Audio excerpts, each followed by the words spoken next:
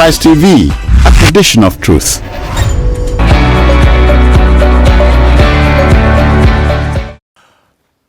Hello folks, welcome to Homo Politicus on Enterprise TV. What we do is simple. We interrogate the issues thrown up by contemporary Nigeria. And today we look at Tinubu'S outsized COP28 delegation and cost. A country is aghast. All right, Nigeria has a penchant, if you like, a habitual liking for having a bloated or an oversized delegations to oversee engagements. And as recent as 2014, former President Goodluck Jonathan, we can recall, led Nigeria's team to the 2014 World Cup. And it was arguably the best, or the biggest, I should say, in Africa, and one of the largest in the world at the time. Now, in the latest development, even if scandalous one, President Bola Tinubu's delegation to the COP28, that is the United Nations Climate Change Conference, holding in the United Arab Emirates. He has led a conference and a team to the event from Nigeria totaling 1,411, and the cost put at a whopping 880 million naira. But the senior special assistant on media and publicity to Mr. President, that's Temitope Ajayi, insists that not all the delegates were on government payroll. That is, they were not sponsored by government to the conference. Okay, according to him, the delegates included civil society groups, businessmen and women, and of course, others with specified roles to play at the conference. But Nigerians are not happy about this development. Are they right to vent their spleen? Shall we have a conversation, please? I have two gentlemen to broach the subject matter: Tinubu's outsized COP28 delegation and cost. A country is aghast. Cyril Abaku is a broadcaster and communications expert. Cyril, I greet you. Welcome. Thank you, sir. And then we have also joining us Tochukwu Ezukama, a town planner, biographer, and political commentator. Tochukwu, I greet you too. Thank you so very much.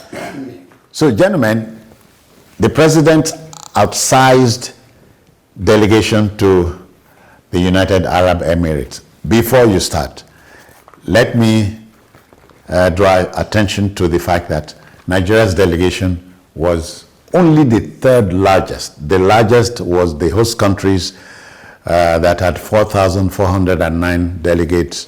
Brazil came second with 3,008, and Nigeria third, 1,411. Yeah, you use the word, and Nigeria is supposed to be aghast. Aghast, yeah. Aghast. Should they vent their spleen? Nigeria should be aghast. We should be disturbed terribly so.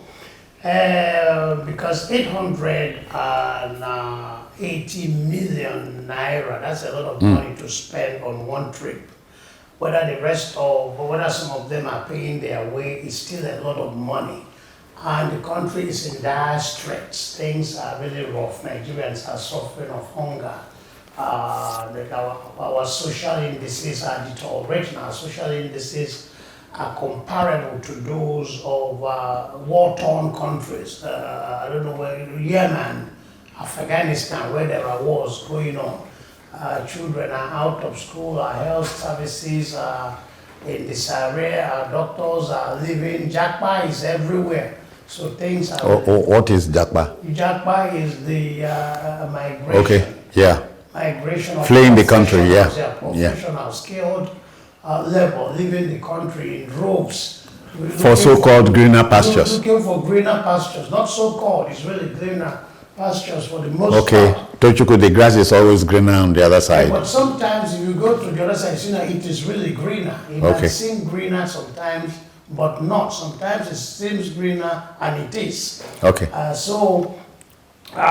This administration that supposedly is telling us to tighten our belt, make sacrifice across board, has failed to make any form of sacrifice or even to identify with the people. We are in this with you, we are in this together. So there's been this flamboyance, this arrogance of power, this triumphalism that marked this administration. And considering the circumstances that pervade the country, that of widening and deepening poverty, it boggles the mind.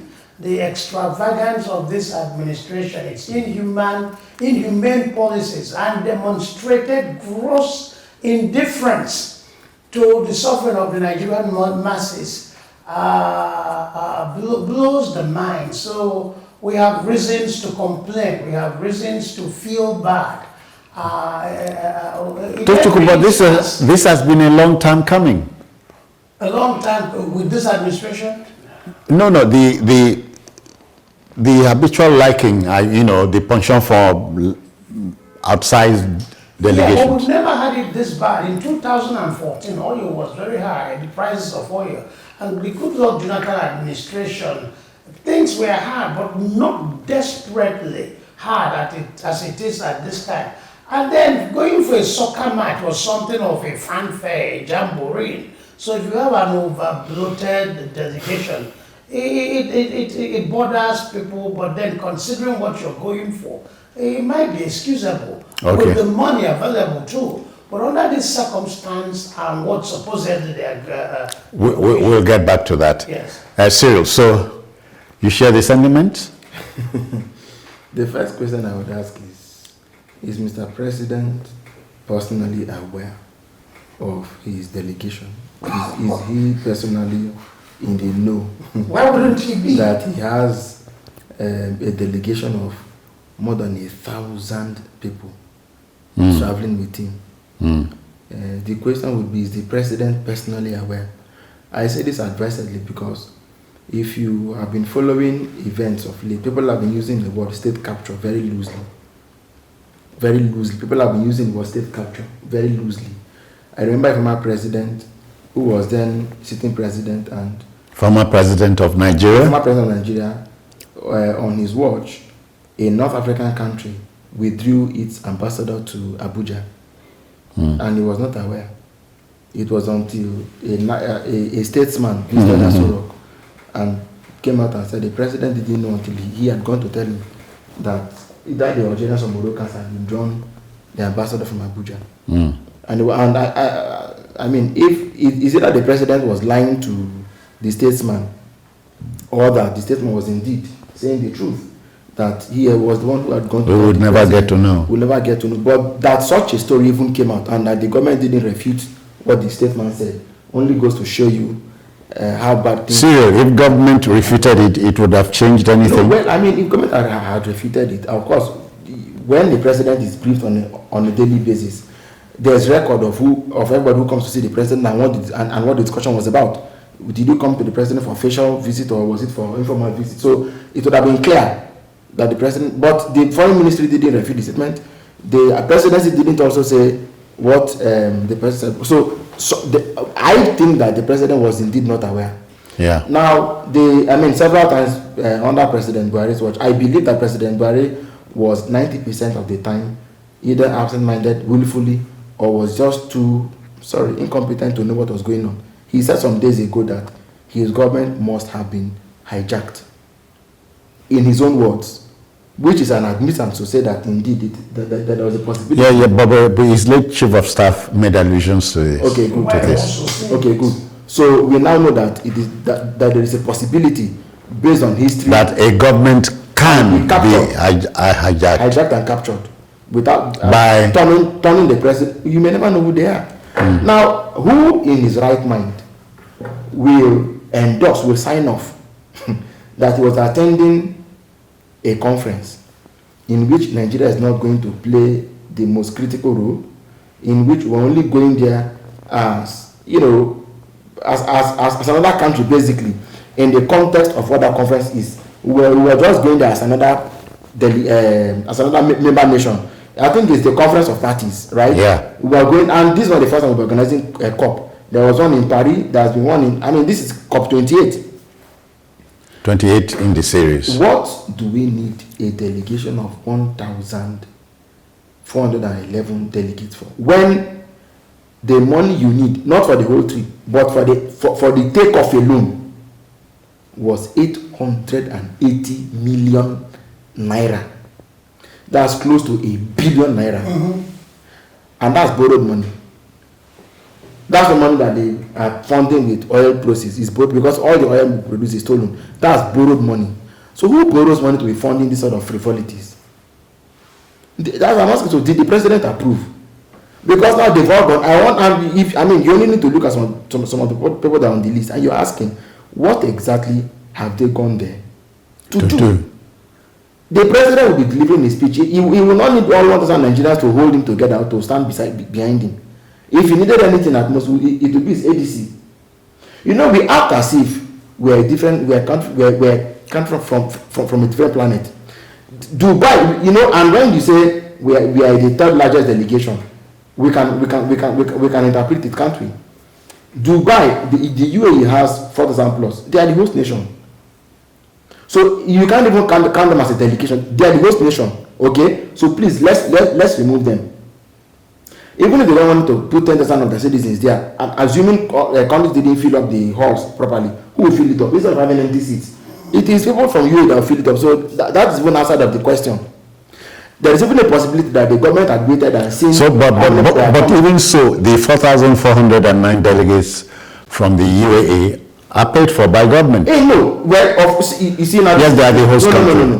This is the thing. When they are paid for, we cannot even say whether they are paid for or not, because in reality, it is only Nigeria that you organize any kind of company and you start by awarding contracts. What civilized men do is that they look for partners.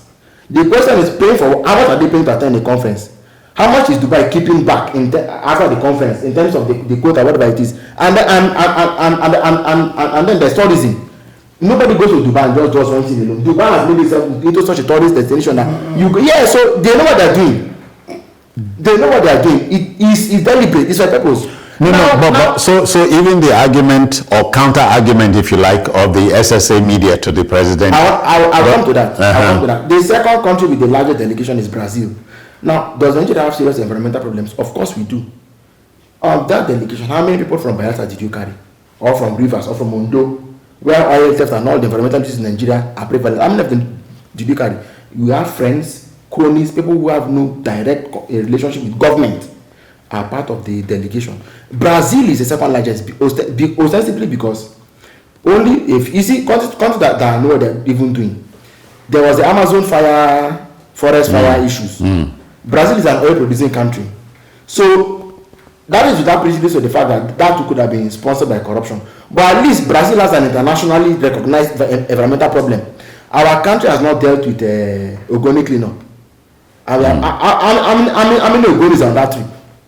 Now, the SSA media is saying that the presidency had this large number, and you see, we should be ashamed of even defending some of these things because they were sponsored by who and who. And I should believe them that the World Bank sponsored these people. World Bank and who else did you name? The Pope. The World Bank, the Pope. United Nations General Assembly, the American government, Red Cross. Maybe ECOWAS also sponsored. It's not a joke. It's a shame. It's a serious. You are not persuaded in any way. Okay. You see, because the Nigerian problem is very easy. The day you see, aren't we overly what's the word now? Critical of anything government does in this country. You know, Nigerians don't trust their government. You know why? From experience, I've learned that the day you show some sympathy for government, hours later, you see one bombshell that just comes to embarrass you completely. Look at on Saturday, I was in the studio debating the issue of subsidy. What's subsidy? No, borrowings. Whether government should be borrowing more money or not. And I said they couldn't be borrowing. I mean, for all you care, I could have been on the other side of the argument saying, look, we need to borrow because now, and then you are talking about borrowing and look at what they're doing with borrowed money. The only argument in favor of borrowing is that you must have tight fiscal measures. All right, you must control spending, have discipline. Look, the issue of the delegation is even the immediate issue. The president's cabinet is too big. The president's cabinet. The Western government is too big. Each of them have their PAs and SAs. Okay then. Tochukwu, when he was on his campaign trail, Peter Obi of the Labour Party said he was going to plug all the rat holes in government, blah, blah, blah, blah, blah. Is this possible? Yes. Bearing in mind that during the Obasanjo years, a minister named, if you remember this, Mrs. Adenike Grange, Minister of Health under Obasanjo, because she identified with gratification. You know, the workers in the ministry brought, in December time like this, brought a package of 10 million naira and said to her, Madam, this is yours. And she asked, what is this for? Madam, this is how we do it, blah, blah, blah. But you know what I'm talking about. She lost her job. She was an scapegoat. It happens all the time in the ministry. There's corruption in Nigeria. So to pretend that a minister making 10 million naira as a Christmas gift fired her, that's not true. There's deeper, wider corruption in Nigeria, and people look the other way. The Obasanjo administration was not squeaky clean, it was quite corrupt. So we're talking about plugging rat holes and so on. Is it possible to plug these holes and stay alive? Yeah, you can plug the holes. It will not be total, it won't be complete, but you can make an effort and reduce the rat holes, plug some of them. Peter Obi did a good job in Anambra State in that respect. That was why he was impeached the first time, because the budget for rebuilding the bond house was bloated. It was padded because a lot of interest, politicians and their cronies were to make money from it, so he refused. And they impeached him. And he came back because, according to him, he wrote to the Chief Justice and told him what happened. The Chief Justice said, I'll look into your matter. If it's actually what happened, I'll reinstate you. And he did reinstate him. So it was a paradox that a living, a departing governor left so much money in the account of the state. So, but recall that Governor Obiano, who came after him, disputed such a thing. Yes. But you understand me. If a politician stops politicking, what else will he do? That's politics. He had to talk politics. If you don't mind me saying this, it was like the way President Buhari came and said Jonathan left an empty treasury for him. He lied. Buhari lied on that count, because I'll give you two examples. Either in the very first week or 2 weeks of his administration, he gave Chad $50 million. That money, he didn't tell us where the money came from. Obviously, he met it in the coffers. He came in, he gave bailout to states. That's the money of bailout come from. So, you see, this is even the lack of values, the lack of minimal national standards, the lack of political etiquette and ethics, the lack of a philosophy, the lack of common grounds on which we can mobilize ourselves and say, beyond this point, we want to be statesmen rather than politicians. Look, this discussion notwithstanding, no president in his right mind should be carrying a delegation of 4 aeroplanes. Something is wrong. Where are you going to? And you were talking about whether he knew that his delegation was that bloated. But the box stops at his desk. He's the man we elected. So he's the man we hold accountable. Whatever internal power play at the Aso Rock, the average man on the street does not know and does not want to know. Yeah. The bottom line is that this is the president. He better know what is happening. Reconcile that, what you have just said, with the fact that at the seat of power, the cabals do something. Yeah, we don't know the cabals. So the cabal...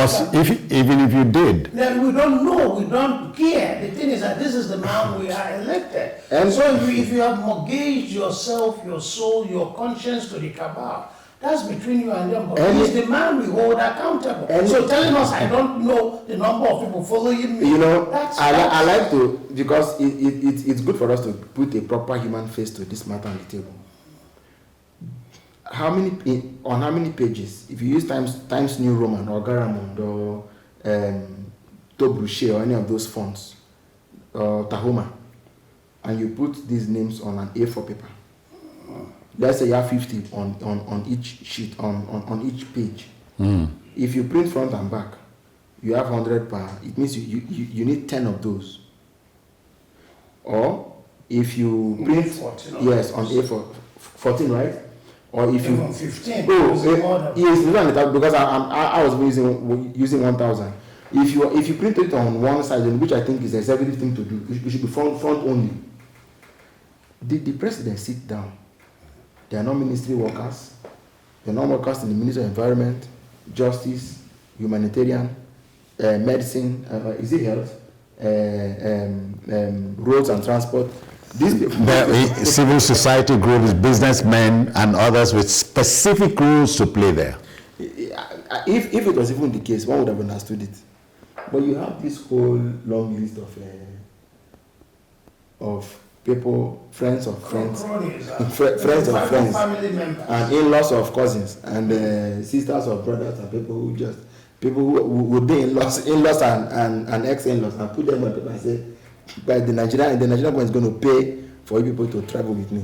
I find it, so again, the question is, did the president sit down, or did the chief of staff, or did they sit down to vet this whole thing?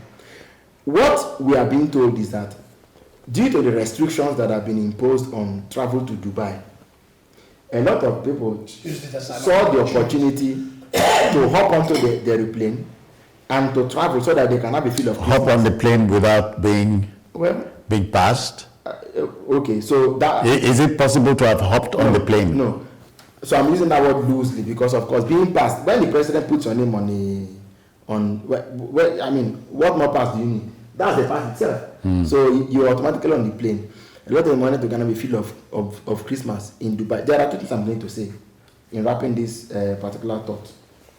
One is that we have moved from a country that in 78, so 79 thereabout, had a presidential candidate who said if he became president, he wouldn't travel abroad, that every travel would be thoroughly vetted, and that he would send his vice president rather to go for any of the international meetings, but he will stay back in the country to oversee his program, his domestic agenda.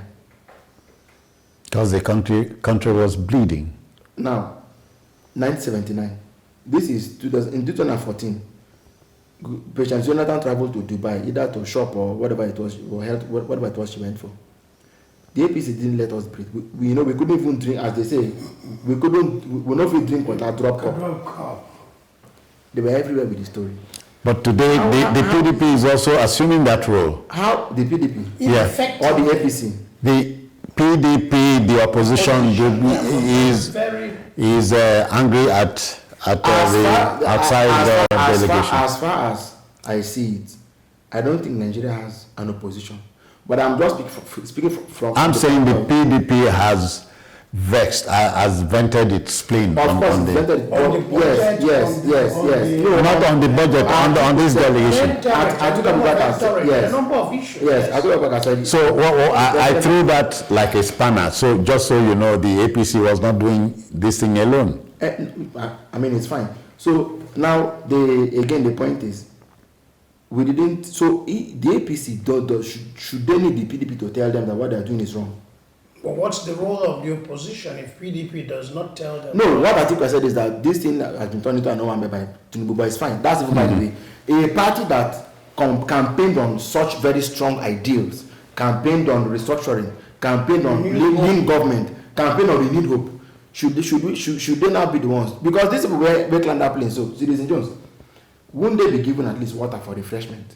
or small chops or juice. Hotel So they will travel with the president on an empty stomach from Abuja to Dubai. All right, we'll attempt to answer some of these queries, but then let me remind the viewer, you are watching Homo Politicus on Enterprise TV, and one of the issues we're broaching today is simply Tinubu'S outsized COP28 delegation and cost.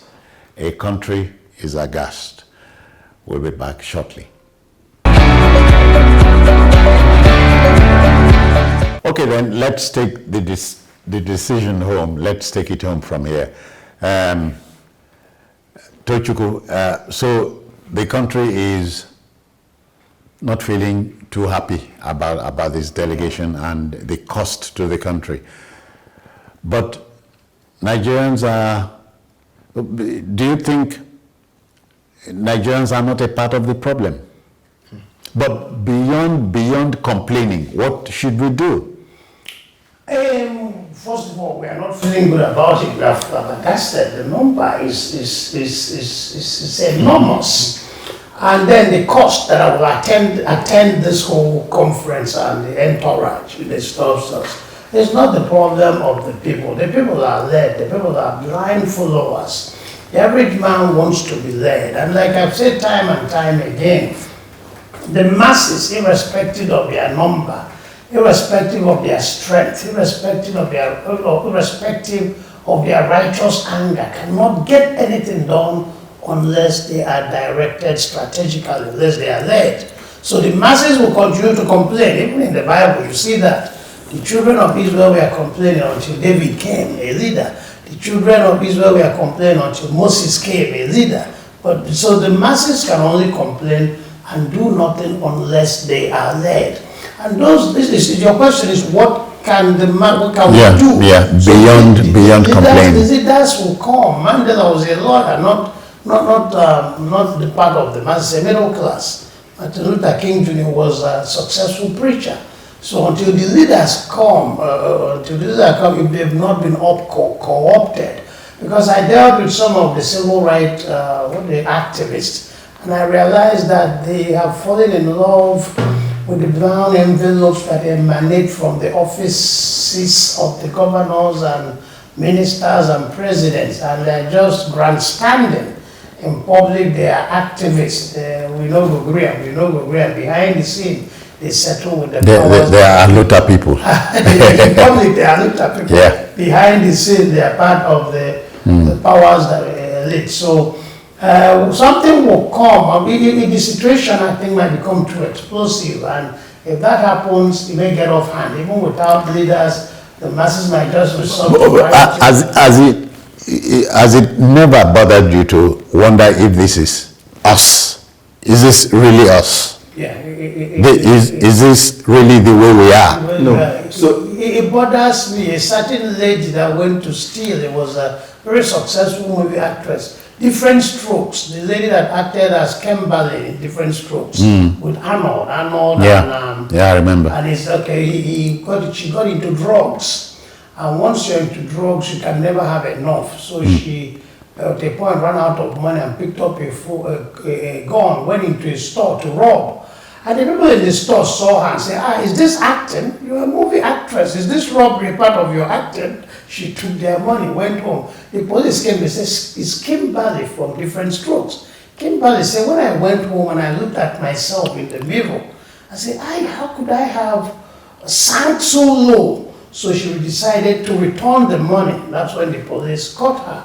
Yeah, so at some point we look back and say, is this still Nigeria? Is this still our beloved country? How has it gotten this bad? And it's going to continue to get bad, considering the until something drastic is done. People in power, until something happens. So, and is it really possible? You broached it earlier on, to plug the rat holes. It is more than possible.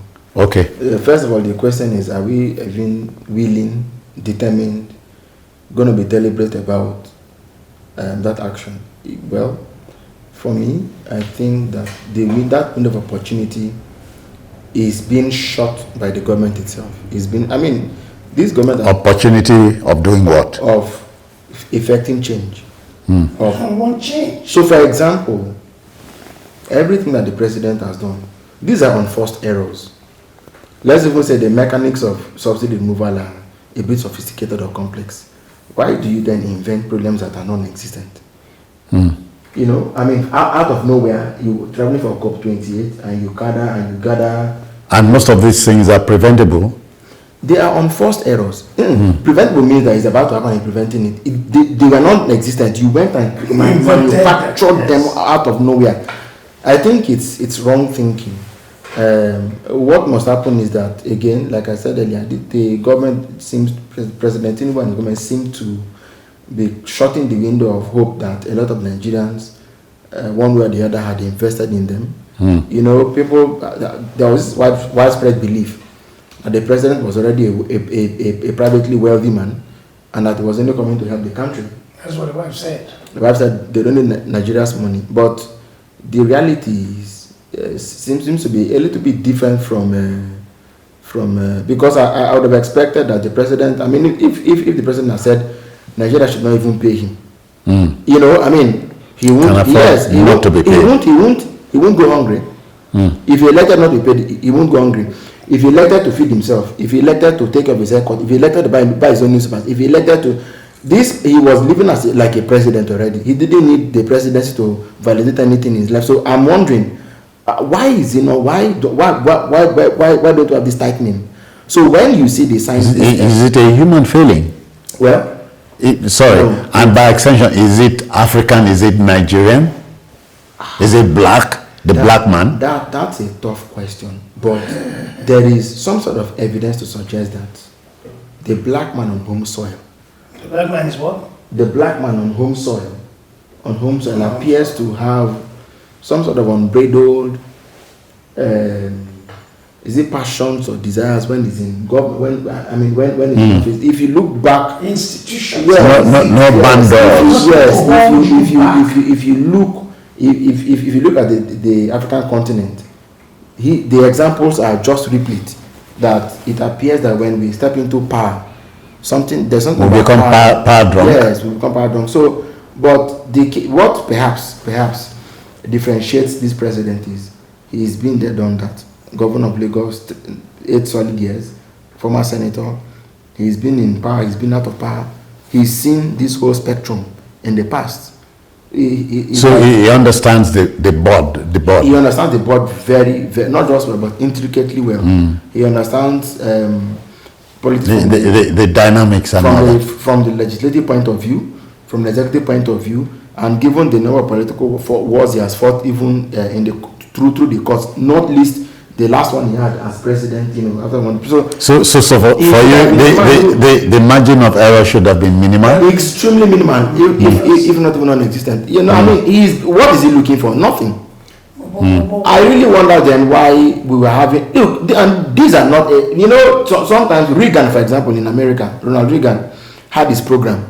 We could say the program wasn't the best. We could say the program failed because of mismanagement. We could say, you could look at a number of factors why the Lafakov and Reaganomics turned out the way it did. But you don't go and now invent non-existent. You see, it means that in addition to the rat holes and leak, this is not a rat hole.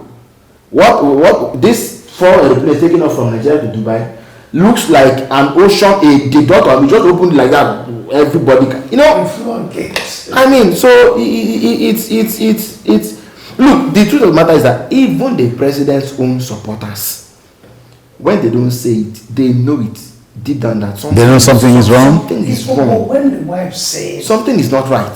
When the wife said we have money already, we don't need the money, we are coming to serve. The question would have been, how did the money came? Was your grandfather that as rich as Dangote? Were you that successful? Tochukwu, I hope you are not begging the question. Hold on. The money came from. But you are one of those who would agree readily that governors are very powerful in this country. Yeah, very powerful. So the money, not physical power. Yeah, the money came from different. The money came from from misappropriating of federal or state funds. The money. Are you answering the question The now? money came from having a private army. And what does the private army do? The thugs in Lagos are Tinubu's private army. The private army, like the stormtroopers for Adolf Hitler and Red Army for Mao Zedong, was to repress opposition, was to secure power in defiance of the will of the people, the electoral choice of the people. So this is a man that has perfected the act of misappropriating government funds, manipulating the electoral process, and the wife is telling you we have it all. But what of his antecedents? You can preach, say all you want, but then you don't, characters don't change overnight. So if that's what you have been, arrogance, flamboyance, waste, extravagance, that's what you expect from me as a president. Tochukwu, the producer, says I must stop the discussion here because time is the master. Yes. So we must go. But let's thank you for coming. Tochukwu Ezukama, many thanks. You're welcome. And Cyril Abaku, many thanks too. My pleasure. All right, so the discussion ends there, but let the debate continue in your home, wherever you might be watching us from. Homo Politicus will return tomorrow. See you then. Enterprise TV, your one-stop shop for news, programs, human angle stories, the economy, sports, and much more. We go the extra mile to bring incredible details to you. So hop on the train now. Enterprise TV, a tradition of truth.